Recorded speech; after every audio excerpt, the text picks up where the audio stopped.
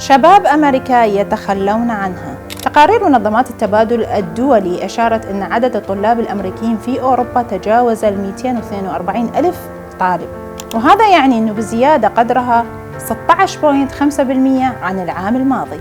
وبحسب الخبراء أن هنالك عشرات الآلاف من الطلبات المقدمة للحصول على الدراسات في أوروبا بنسبة تتراوح بين 14% وال50%. شنو سبب هذا التوجه؟ تعليم بتكاليف أقل وبيئات جديدة تفتح آفاق مختلفة.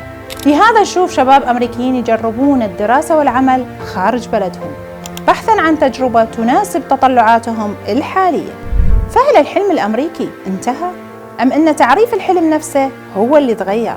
ربما الجواب بسيط، لأن الجيل الجديد ما عاد يبحث عن مكان واحد يحقق أهدافه، بل يبحث عن حياة يشعر بيها بالاستقرار والأمان.